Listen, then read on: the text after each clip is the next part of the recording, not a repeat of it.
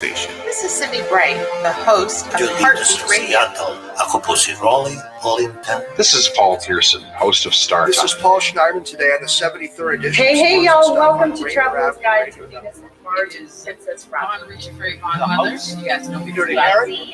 Your home for information about the impact of the And coronavirus. amongst many things that's difficult about this virus is that it prevents it's been people from devastating. traveling. So There are really heartbreaking stories of people who have. There isn't anyone that isn't impacted. shutting our schools down, including all athletic programs. Your firsthand accounts. Yeah, you took the test, and I found out that I was positive.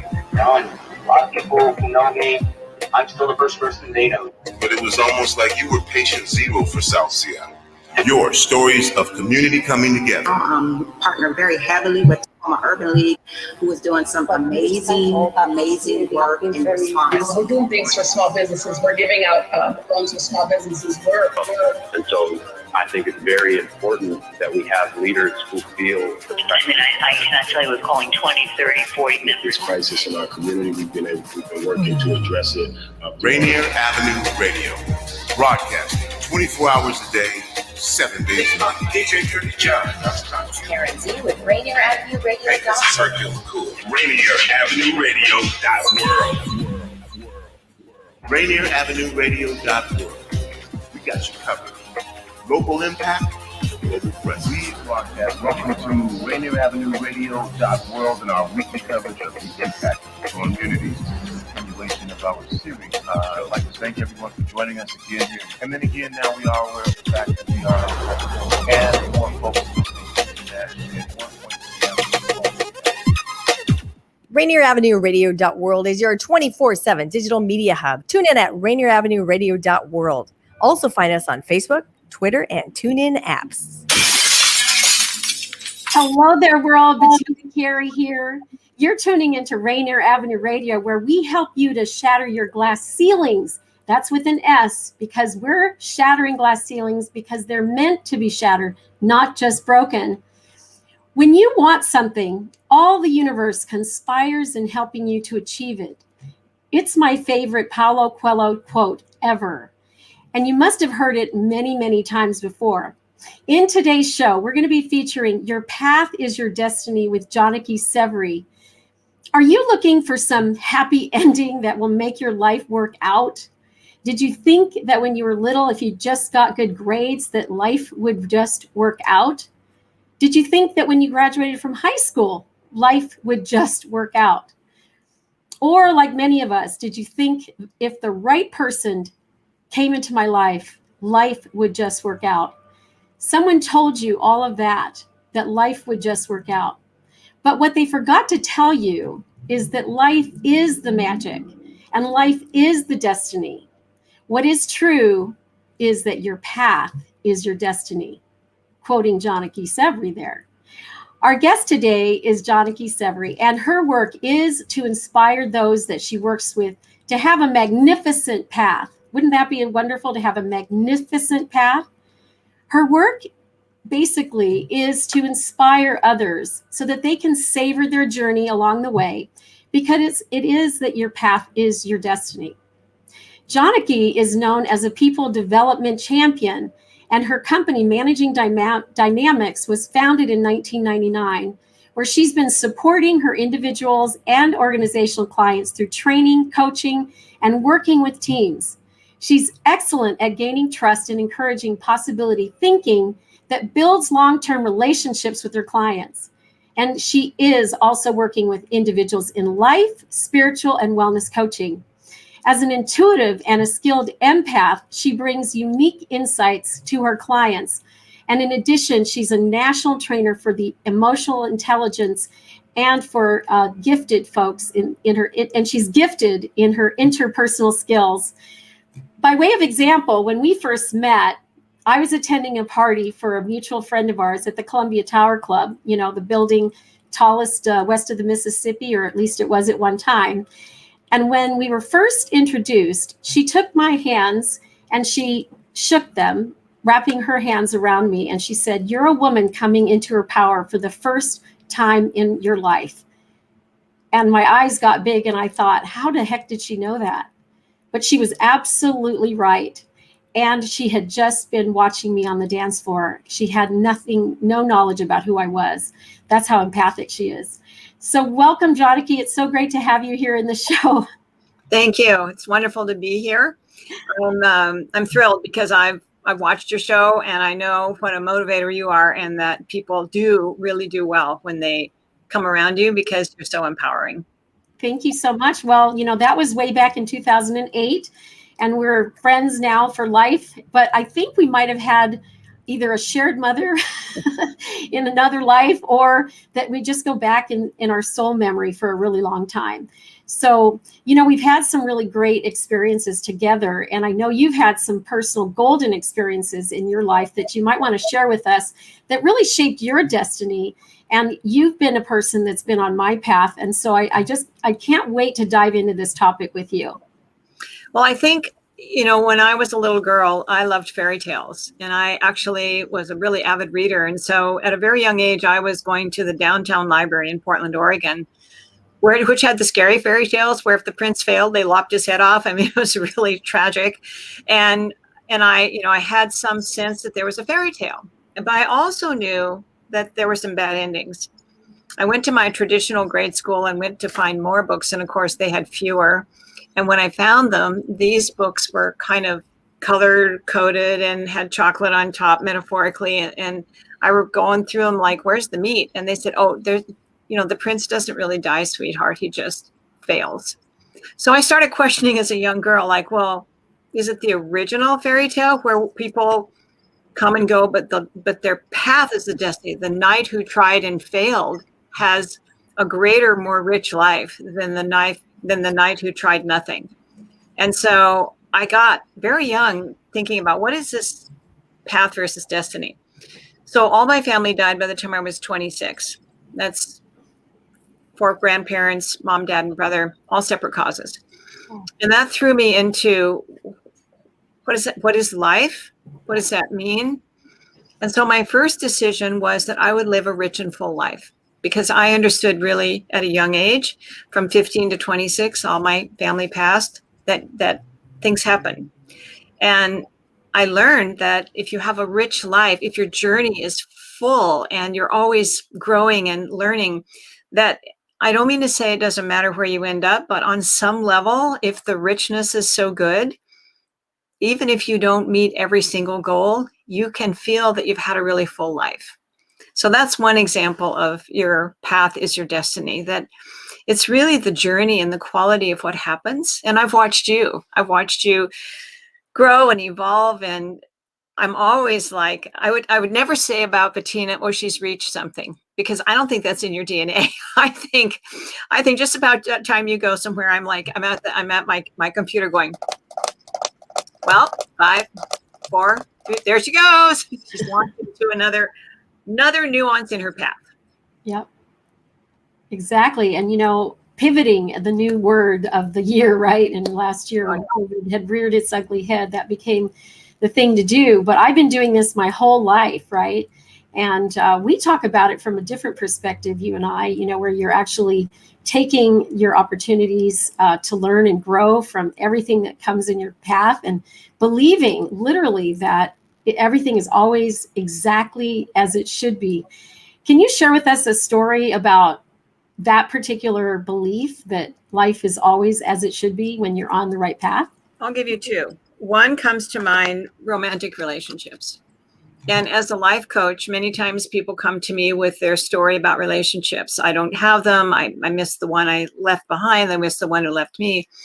And sometimes with that, there's a sense of bitterness. And a lot of times I'll lean in and I'll say, what if that person is your master trainer? And whatever didn't work between you and them is really the beauty between you, that there's something that you're getting an opportunity to notice that will allow the next relationship to be even more beautiful, because you can take the one you have and you can see where it was beautiful and know what part of that path you want to continue to look for. And you can notice things in it that, although you really wanted them to work, you knew at the beginning, but you went like, turn a blind eye, right? Like, oh, I'm just going to not notice that because this is so good over here. So that's one example. I was a special ed teacher for 16 years. And I had a beautiful young gal with Friedreich's ataxia. That means her body didn't work right. She had a spine with a shunt in her back to keep her from curling so she wouldn't be able to breathe. And she was very small, but all of her functions didn't work well. And she had a sister of the same illness because her parents didn't know that it was genetic and it doesn't onset till age 6. My story is, she comes to school one day and she's really upset. She comes in a special needs bus and she's crying and she doesn't want to say anything, but she just has to. So she tells me that her stepmom slapped her sister, also with Friedreich's ataxia. So at first it could have looked like child abuse, but I knew her stepmom. She was recently delivering her first child. The 2 girls were with their natural mom, who we learned that father had molested their natural sister. So the court took him, put him back with dad, who wasn't expecting it. So here's the magic about your life is your destiny. I told her that she was really brave and that I knew Jackie was a good person. This is a long time ago, so I can say that name. I called CPS. Here's what happened. They went in, they learned that she was a really good person. She was a mom who recently had a baby with 2 girls about 5'2", who couldn't walk, who were in wheelchairs, had to be physically carried and diapered. They brought her every other week respite, where they dropped the girls off at this beautiful childcare center. They had a housekeeper come in every other week to help her. They put her on food stamps because this was a surprise to have these 2 girls. And so what looked like this child feeling like she had betrayed her stepmom, what looked like the teacher who ratted on them, actually brought the forces in to make this a beautiful life path choice, because now it was understood she was overwhelmed. Nobody was mad at her. And she was horribly, horribly, horribly embarrassed about the slap, but she didn't know what to do because my student's sister was refusing to eat. She was upset that she was back with her dad, so she wasn't going to eat. And this young mom was like really upset that this girl would become ill under her care. So that's another example of your path is your destiny. I can't hear you. I have some people working in the yard here and they were making some noise, so I muted myself. So I had some not so great news yesterday morning as an example. And then it opened the door for a conversation with family that I hadn't been having. And so it's like, you never know what circumstances that come in your path that are meant to be there. And, we just have to have that belief that things are as they should be, right? And that they will eventually be revealed. Somebody once said about me that I was like the perpetual Easter child, always looking for the eggs to put in the basket. Yeah. And so I see, because all my family died, I knew life was precious. I knew how much beautiful relationship I had before they passed. And I knew that out of their passing, I developed a deeper appreciation of every moment.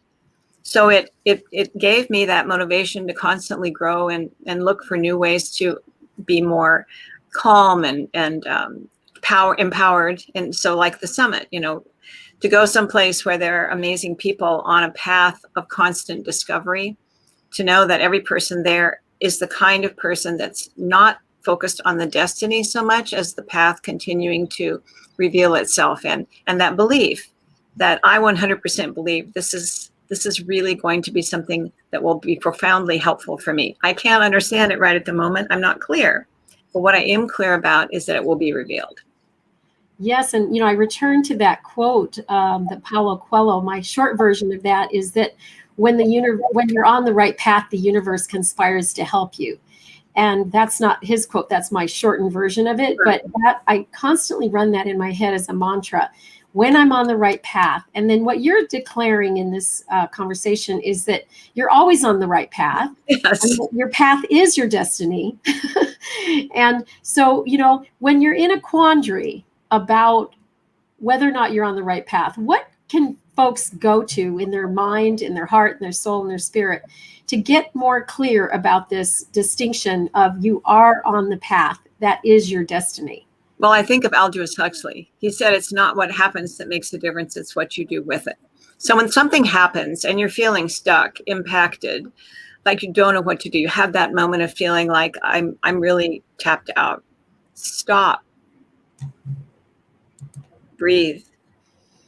Just take a moment and stop the chatter, stop the spiraling, stop the sense that you're not going to be okay, and just counterbalance it. It's like when something is about to topple and you just take the bottom, let's say a lamp is going like this and you just stabilize it, you'll watch it just stabilize. So when you stop and you do deep breathing, I like to do deep breathing like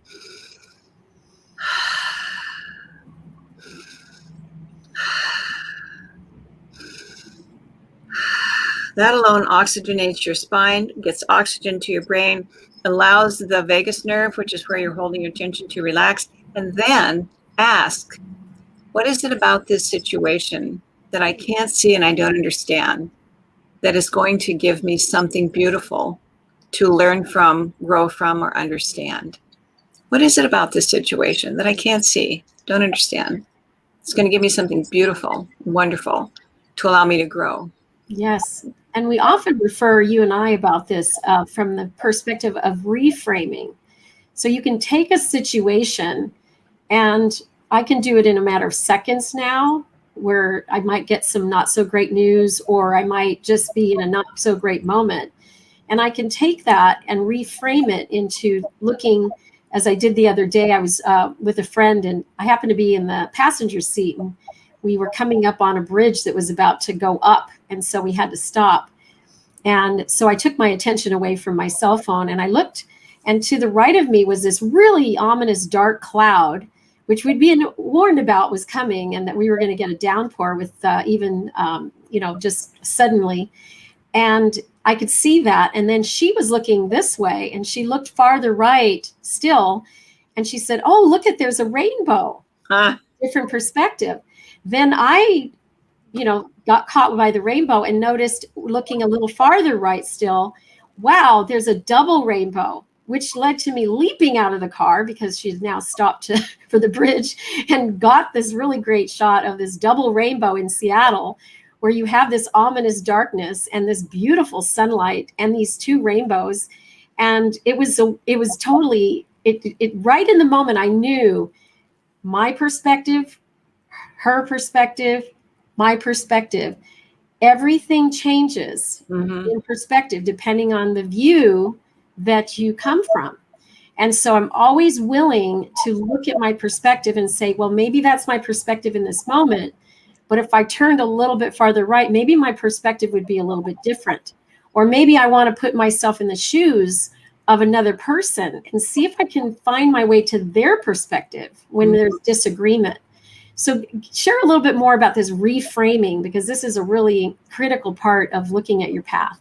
Well, one of my favorite sayings, I started this a long time ago, is what you focus on grows. And so part of reframing is knowing that the frame, meaning like a camera shot of what you're looking at, if all you're looking at is how bad it is, if all you're seeing is the dark cloud, then you limit your frame. You say, okay, it's a dark cloud. That's it. I believe it. Then everything you look at from that point is going to validate darkness, some kind of heaviness.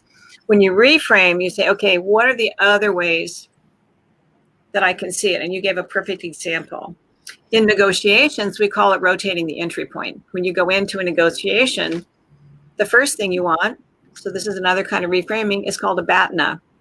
And these letters mean best alternative to a negotiated agreement. So you're going with what you want and what you take, and somewhere in the middle. So you see the dark cloud. If you're a person who believes that what you see one time is it, then you don't reframe and you get locked in a frame. But if you know that's of you, and then you start noticing other things, pretty soon you get double rainbows.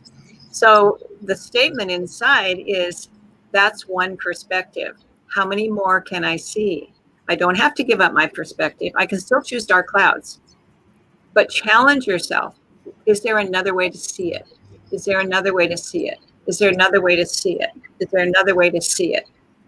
And then with multiple choices, you can step into one of the other ones, like double rainbow, or you can say, today, I still feel like it's a dark cloud. Yes, you can stand on any place. I happen to choose to see the rainbows with an S as well, right, instead of the dark clouds, especially when I get to look a little bit right. But, I have another saying, and it's like, don't let woe is me start talking to I'm so lonely, right? Yeah. Because we have these little characters in our head that can make us see the dark clouds and be focused on the dark clouds and not be looking, farther right to the rainbows. So what are some things that people can use, tactics, strategies? I know I have a lot of things in my toolkit, some of which I actually got from you, Johnny, over the years. What are some tools and techniques that folks can use to see the rainbows and not so much the rain? Well, I would say there are a number of things. One of the things that crosses my mind is even in hypnosis, when you take people on a hypnotic journey, one of the things you ask them to do along the way is to find a power object. So I use waking hypnosis where they're talking. They're in a hypnotic state, but they can talk. And they'll find something like a little heart. And because it's an imaginary journey, they might put it into their body. But I wear a lot of bracelets. I have physical things that remind me of things. So one thing is surround your environment with things that remind you of something important to you. Another thing is aromatherapy. I'm certified in medicinal aromatherapy. There are actually certain fragrances that calm you. Like I use mugwort, and mugwort really calms me down, and I use oak moss. And if you want to be inspired, rosemary actually gets your brain going. So you can do things like that. You can practice yoga, which keeps the body in balance. And when you're feeling, derailed, do 2 or 3 light postures, and your body and your attention will go back to the postures, which will relieve the brain from the chatter, and that will center you. Another thing you can do is look at your environment, literally close your eyes and try and reproduce it in your mind. Literally take a photo and then close your eyes and try and reproduce it. Why? Because it shuts out everything but what you're focusing on. It requires you to go to your inner brain and use memory. And what we know about memory is everything that is our life is a result of where we paid attention. If you pay attention to the things in your room and they're beautiful, you close your eyes and you're organizing beauty. If you pay attention to the dirt in your house and you close your eyes, you're going to be shamed by your dirt if that's an issue for you. So begin to orchestrate where you pay attention. If you have a friend that's like I call you, because no matter what happens or however my state of mind is, calling you, 1, always gets me in another state of mind because there's something interesting you're doing. And 2, I trust you. And I know that I can talk with you and you won't pity me, you won't ignore me, and you will ask me questions to help me understand what's happening.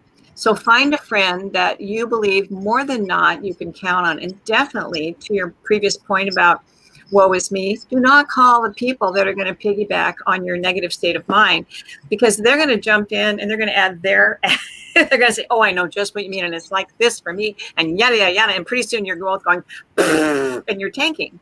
Yep. So absolutely. I have friends that err to the side of negative, and they are my friends, but I don't call them when I'm in this state of mind because they aren't very helpful.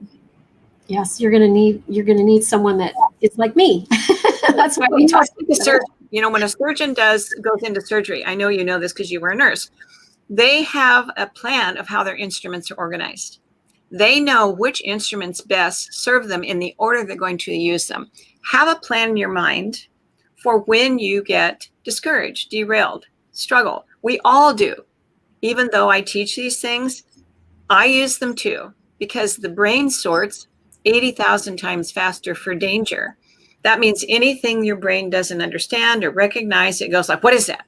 It could be bad. Maybe I'm in trouble. Maybe they're mad at me. And so your brain is doing that just in case it's dangerous. So you have to have a counterbalance. While you love your brain for protecting you, you have to have a counterbalance so that you can say, calm down. No, they're not dangerous, but good job that you noticed that voice was a little crabby. Yeah. So now let's relax. That's great. I love it. I love it. So we're running out of time. I wish we had more. I know. So, folks, actually, you're listening to Rainier Avenue Radio.com, .world rather. And I want to make sure that I make some station announcements real quick. And then I'm going to have Janaki talk a little bit about her role at the summit. So be sure to join us for the rest of the month for American, Asian, and Pacific Islander Month. And for basketball with Roosevelt and Rainier Beach Friday, that's the girls at 5:45 p.m. and the boys at 7:30 p.m. Baseball at O'Day and Garfield Thursday at 3:30 p.m. And then our next show is going to be God is Inspiration with DJ Smooth T. Janaki, how can folks get a hold of you? And you're going to dive deep into this topic at the We Empower You Global Summit, which is coming up on June the 9th. Share a little bit more. You've got about 30 seconds. My email is janakis@msn.com. My website is Managing Dynamics. And what you're going to learn at the summit is that your path is your destiny. And we're going to help you live the path that makes any place you go beautiful. So you don't have to wait.